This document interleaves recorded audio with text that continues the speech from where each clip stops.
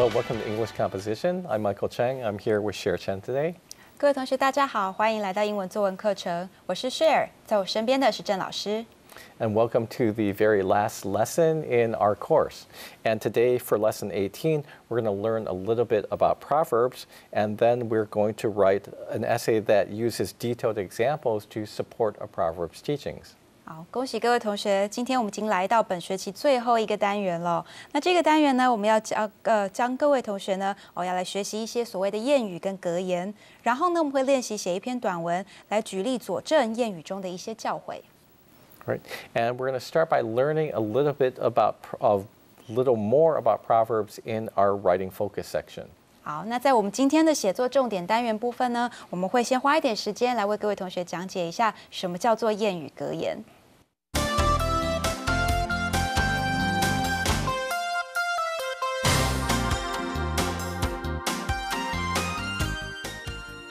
Now, proverbs are short sayings that are very popular in a culture, and they'll be familiar to almost everyone in that culture. And in fact, some proverbs can be familiar to people from different cultures, and this means that the same proverb also often appears in different languages. 好，所谓的谚语跟格言呢，也就是在一个国家的文化之中很受欢迎的话语。那人们呢，对于他这国家的一些谚语格言，通常都能够朗朗上口。那事实上呢，有一些谚语啊，甚至是跨文化的。这也代表着说，有一些谚语呢，它是以不同的语言是出现的。Now, a proverb is meant to teach people a traditional piece of wisdom. And there might be a proverb that can give you advice on how to deal with almost any kind of sort of situation. 好，所谓的谚语呢，它就是为了要去呈现一些传统的智慧而流传下来的一些教诲。那通常各种不一样的情况呢，都会有不一样的谚语可以配合来教你怎么样去应对。And however, a funny thing about proverbs is that they might contradict each other. 但是呢，关于谚语啊，有些事情很有趣哦。你会发现有一些谚语呢，其实是互相抵触的。And we also said earlier that proverbs are a traditional, or they teach you a traditional piece of information. And this means that proverbs are wise sayings that have been passed down from generation to generation. 好，我们刚刚才提到过说呢，谚语呢是为了要教导你一些传统的这些智慧哦。那这也就代表着说呢，这些非常有智慧的一些说辞呢，是跟着年代这样一代又一代的传得下来的。And because these proverbs originated so long ago, in a time maybe when life was very different than how it is now, people in our modern society may find these old proverbs hard to understand. 好，那当然呢，因为它是一代接着一代流传下来的。那当时呢，在很久很久以前，它的情况跟现在应该是大不相同的。那也因此呢，有一些谚语格言到了现在这个年代，感觉好像有点格格不入。And so we're going to explain the meaning of a few common proverbs to you during the lesson. 好，那我们今天呢，在这一课当中呢，我们会为各位同学介绍一些常听见的谚语格言。And we're going to start with a very common proverb that says, "A stitch in time saves nine." 好，那我们首先呢，先用这一句谚语作为开始哦。那这句谚语，各位同学可以看到，叫做 "A stitch in time save nine"。我们如果呢，把它用这个很直截了当的中文翻译的话，是代表着说，你这一针呢，这个及时的这一针能够胜过你花了9针的时间去做裁缝。那这是什么意思呢？我们中文里面有一个4个字的成语叫做防微杜渐也就是说呢，当你一开始就开始去这个及时的去完成这个工作的话，你就可以省掉很多很多在另外必须要花费的时间跟心力。Right, now, instead of just telling you what this proverb means, we're going to show you through a little skit. 好，那我刚刚这样讲解，各位同学觉得还不够贴切哦。那接下来我们看一小段短片，来让各位同学更能够理解这句谚语格言的意思。Looks like it's be a pretty good day.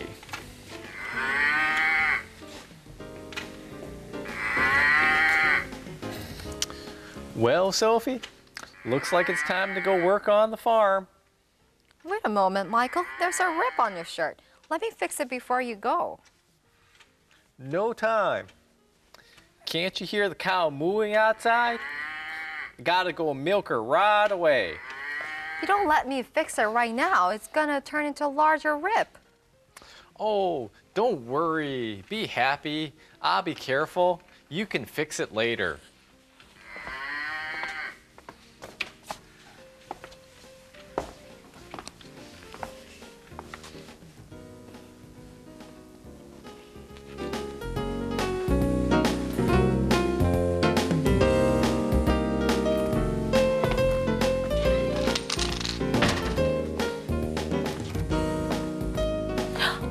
What did you do to your shirt?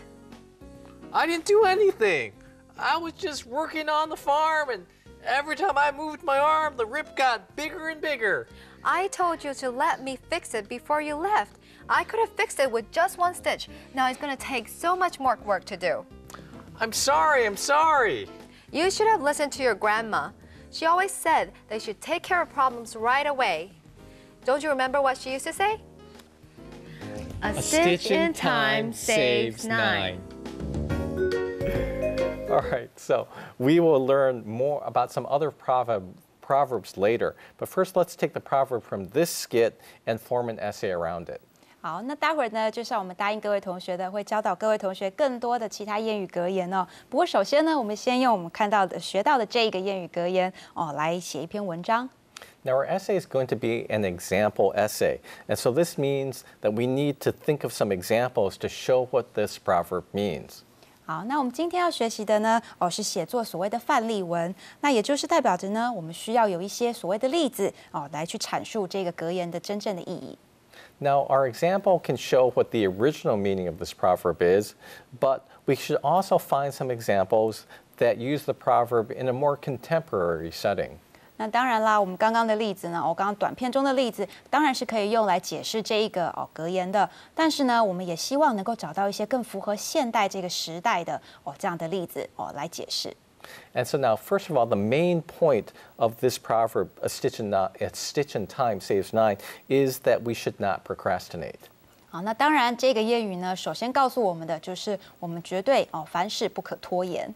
And procrastinate is one of the vocabulary words in this chapter, and it means to put off or delay something that you should do until a later time. 好 ，procrastinate 这个字各位同学应该要特别学习一下它是这一课的特别列出来的一个单字，它代表的意思呢，就是你让某些事情去延迟了那其实你应该要早点完成的。All right, so now let's find out. For example, Cher, do you ever procrastinate? Actually, I never. So, how about you?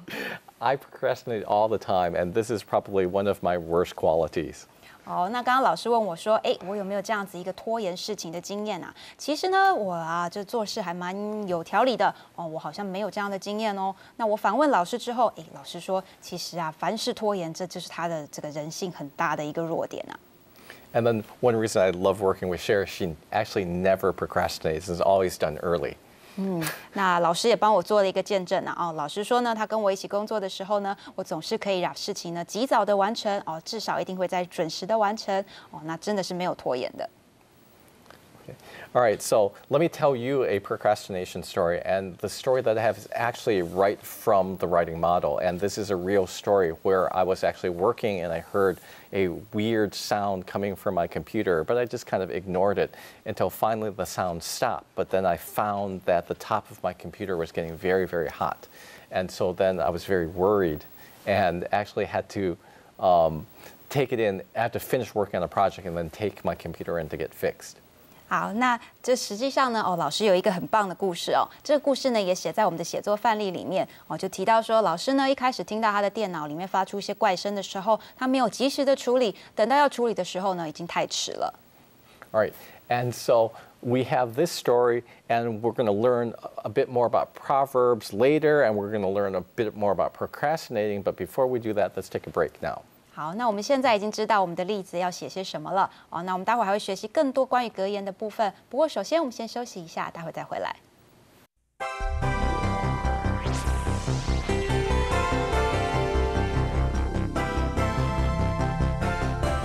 Okay, welcome back. 好，欢迎各位同学回来。All right, earlier we saw a skit about a proverb, the proverb, "A stitch in time saves nine," and we also shared our own procrastination experience.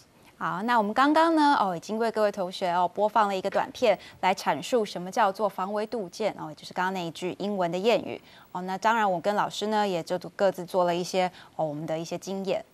And then I told how I didn't fix the fan of my computer, and then it had some problems and it broke down. 好，那老师也提到了，就是因为他没有因为电脑发出怪声，就赶快去维修他电脑里面的风扇，而导致呢最后整台电脑就是坏掉了。And so now we're going to use these examples, and we're going to create an example essay that explains what the proverb "A stitch in time saves nine" means. 好，那既然我没有例子，老师却举了一个很棒的例子。现在呢，我们就用老师的这个例子呢，来写我们的这一课的写作范例。那我们会呢，用写作范例来阐述怎么样去写作一篇所谓的范例文。And so the first thing that we want to do is we want to write our thesis statement, which will explain what the goal of our essay is. 好，那当然，首先我们先从把主旨陈述来这个写出来作为开始，这样我们可以去很清楚的知道这篇文章的写作目的。Right, and our thesis statement can be something like this. I have many experiences that make me believe that a stitch in time saves 9 is a really good piece of advice. 好，那我们的主旨陈述呢，可能会写这样子的句子哦。我有非常多的经验，让我去相信所谓防微杜渐是一个很棒的忠告。And now, since the basic message of this proverb is that it's not good to procrastinate, we can use our conclusion to say what we learned from this proverb. 好，那既然呢，这个谚语主要就是告诉我们说，凡事不要拖延。那在结尾的部分呢，我们也可以再一次的加强这个概念。And so, therefore, we can write a conclusion like this one: I must stop procrastinating. 好，那结尾呢，我们可以就写这样非常清楚了当的说，我一定要停止拖延。All right, so now that we know where we want to start our essay and where we're going to finish our essay, we can make an outline for our entire essay. 好，那现在既然我们已经有了开头跟结尾，那接下来呢，我们就可以把这个整篇文章通篇的大纲写出来，让我们看得很清楚。All right, so now let's start with our introductory paragraph. 好，我们首先呢，先从这开头引言段落开始。And so in this paragraph, first we'll tell what proverb we're going to write about. 好，那首先在开头引言段落，我们要先点出我们今天要讲的这个谚语格言是什么。Then we'll explain the meaning of the proverb. 那接下来解释它的意义。And then we'll have our thesis statement. 然后我们接下来就把我们刚刚写的主旨陈述把它放进来。Right? Now next we're going to outline the body paragraphs of our essay. 好，那接下来呢，在这个主体的段落部分呢，我们也要来把它大纲条列出来。And in our body paragraphs, we want to give clear and specific examples. 好，那当然呢，在这个主体段落的部分，我们就是要提出非常清楚且明确的例子了。And so we just try to make examples something that our readers can really relate to. 好，所谓清楚且明确的例子呢，当然就是指说这样的例子呢，是你的读者呢可以感同身受的。And we should also give enough details in these examples so that our readers can feel like they're witnesses to these events. 好，那当然呢，我们就必须要提供足够的这些细节陈述，来让你的读者觉得，可以很清楚的了解这个例子。Right, so now let's take a look about what we can put in body paragraph 1. 好，首先呢，我们先从第一个主体段落开始。And so over here, we're going to have an example about a loose button on my shirt. 好，首先你可以先举个例子说，这个衣服上面的个扣子呢，好像变松了。And so then what we can say about it is first that I did not fix the button. 好，那关于这件事，我们可以提到哪些细节呢？首先，我们先提到的就是，一开始发现扣子松了的时候，没有马上去把这个问题解决。And then the result is that I had to sew the whole button back on when it fell off. 而造成的结果呢，也就是当它整个扣子都掉下来的时候，我必须把整颗扣子再缝回去。And in our second body paragraph, we're going to write an example that is much more modern. And this example will relate to the computer problem that we discussed earlier. 好，那到了第二个主体段落的时候呢，我们要举一个比较现代化的例子了。那这个例子呢，就是老师刚刚提到的，从他的电脑里发出怪声的这件事。All right, and so then after we have these funny noises, I realized that the fan was broken. 好，那发出怪声的时候呢，老师发现原来是电脑的风扇坏了。And then we're going to narrate the events that happened. And so after the fan was broken, it got very hot.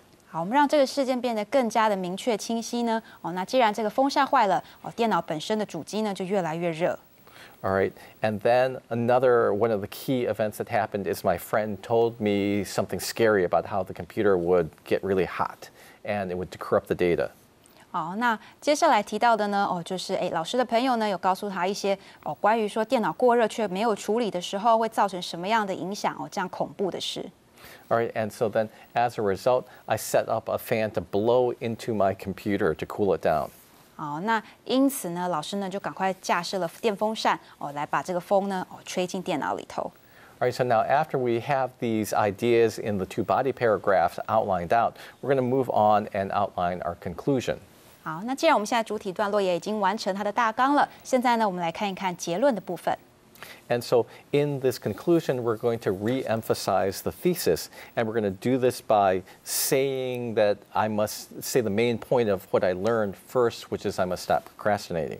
好，那在这个结论的部分呢，首先先提到最重要的这个重点，也就是我必须要停止拖延。All right, and then we're going to reiterate the proverb that we mentioned at the beginning, a stitch in time saves nine. We're going to say it's a great piece of advice. 好，那接下来我们要再呼应一下一开始提到的这一句格言。那我们会说，这句格言防微杜渐是非常好的一个忠告。And then finally, we're going to finish off by explaining what we learned from this experience, which is I hope I can follow this proverb's advice more often. 好，最后呢，当然要提到说，我们从这些经验中学到了些什么。那这里呢，可以写到说，我希望我从此之后可以好好的遵循这个格言。Right, so now we have an outline, and we can use this outline to write a composition. But before we show you the composition that we wrote, we're going to take a little bit of a break. 好，我们现在呢，大纲已经完成了。那我们既然有了大纲，就可以来写我们的写作范例了。不过呢，我们在这个看写作范例之前，先休息一下，待会儿回来我们再为各位同学讲解。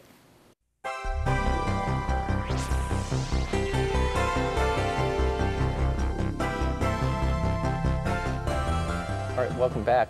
What we're going to do in this part of the lesson is show you the writing model. And so this is the essay that we wrote about a stitch in time saves nine.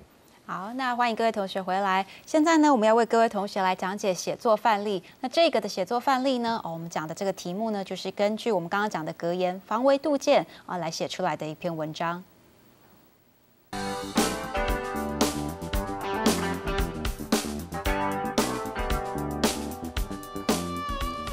A stitch in time saves nine.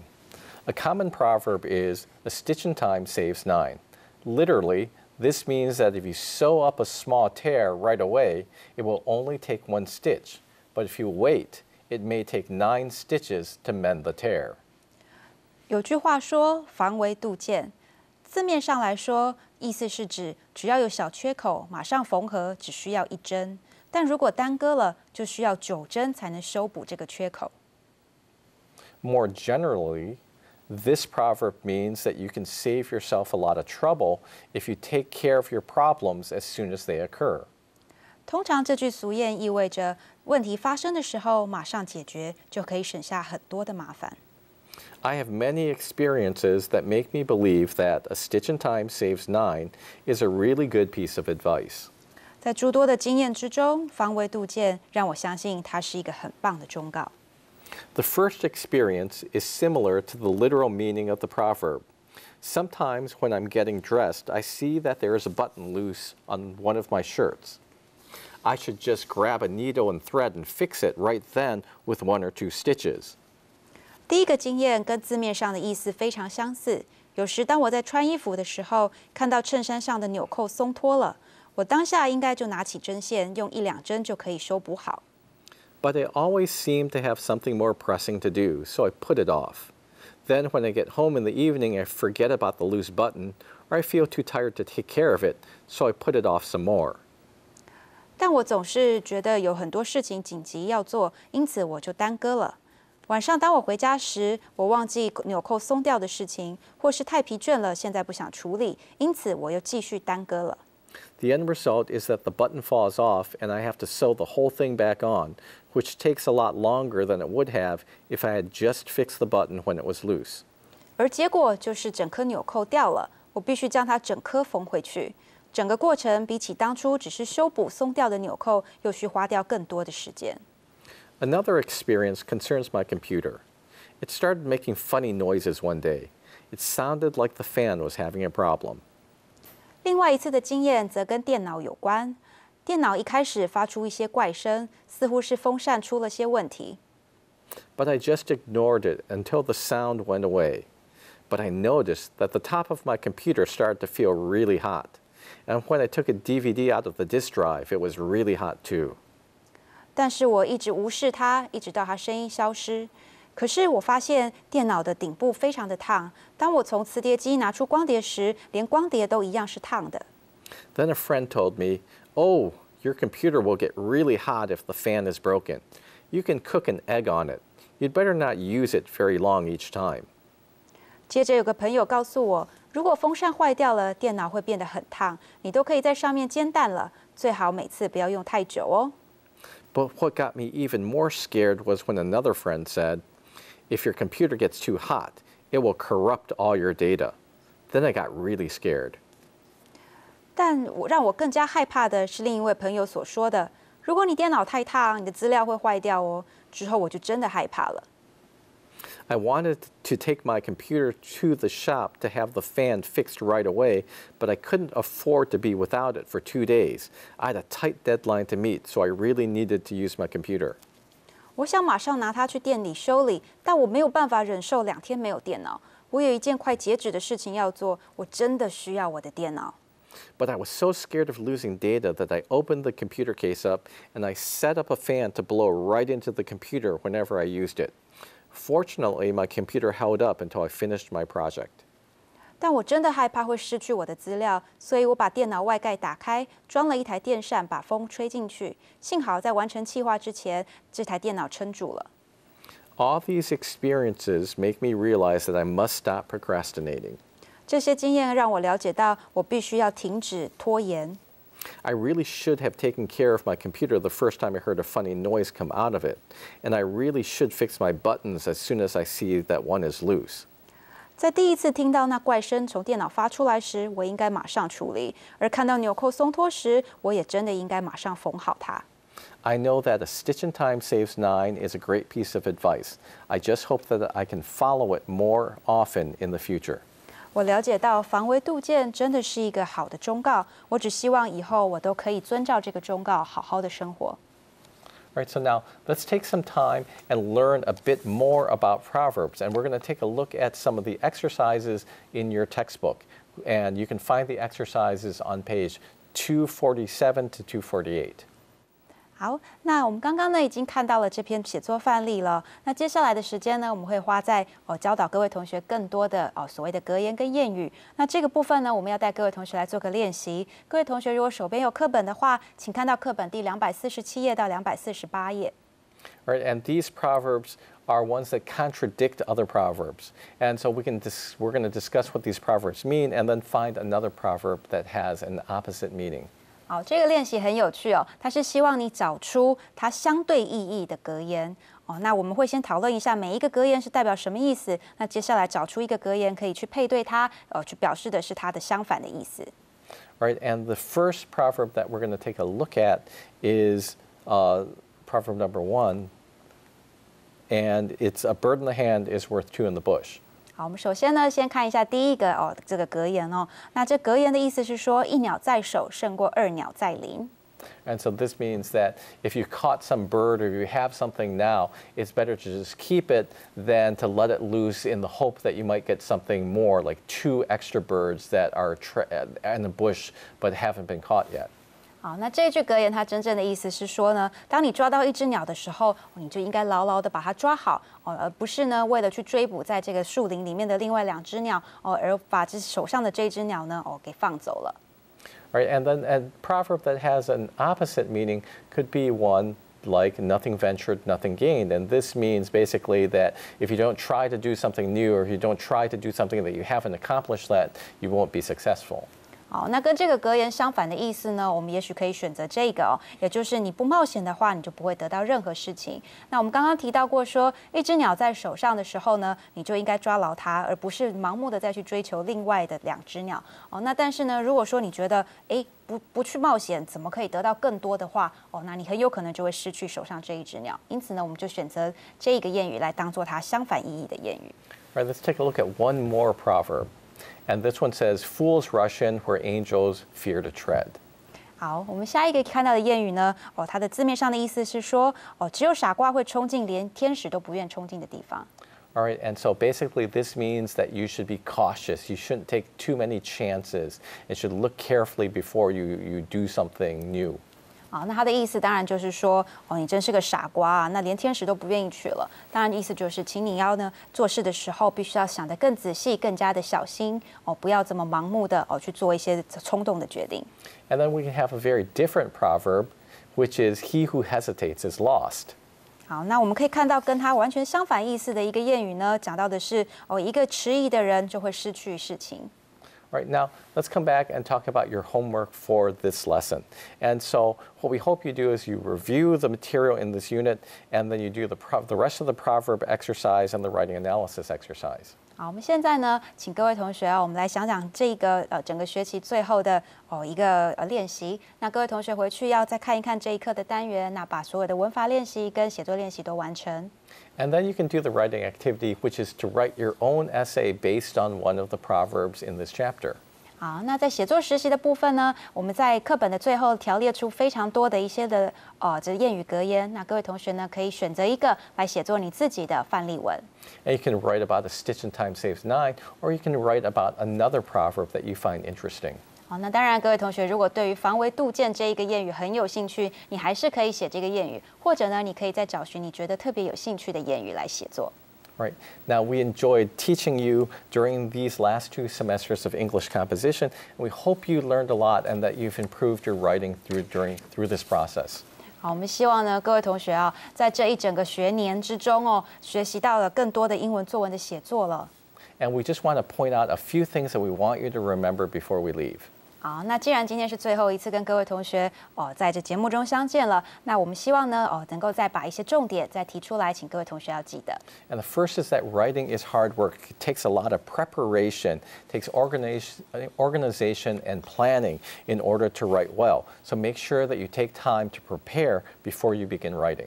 好，首先要提醒各位同学的是呢，写作这件事本身就是非常困难的事情，一个过程所以呢，各位同学需要花一点时间去组织、去架构，然后再开始写。也就是提醒各位同学在开始写作前一定要先做准备。And now, when you are preparing, you should decide what is the purpose for the key message of your writing. 好，那当你呢在准备的时候，最重要的当然就是要决定你写这篇文章的目的或者是你写这篇文章的重点是什么。Right? Now, after you decide on your purpose, write down the most important information that you need to put into your essay to convince your readers to accept your purpose. 好，那在你决定你的写作目的之后呢，接下来应该把最重要的一些资讯都写下来。这些资讯呢是要能够去说服你的读者的。So now, if you're writing a short email, it's okay just to write down 1 or 2 phrases as you prepare. But if you're going to write a longer, more complex report, it's better to take the time and prepare an outline, a long outline that's full of details before you begin writing. And the more work that you put into your preparation, the easier it will be to write your paper later. 好，那当然，如果各位同学只是写作短篇的这个 email 的话呢，几个句子就够了。那如果是整篇的文章呢，当然就是要进行所谓条列大纲的部分。那这也代表说，你的准备工作呢可能会更加的多。Right, and one final thing to remember is it takes more than 1 try to write well. So make sure you check over your writing before you turn it in. 好，那接下来各位同学一定要再提醒你们，写作不是一试就成的所以呢，一定要花时间再做检讨跟整理。All right, thank you for joining us for this semester of English composition, and we wish you the best of luck in your continuing studies and in your careers. 谢谢各位同学这一整个学习的参与，我们希望各位同学能够好好的在英文作文继续增进，并且继续学习。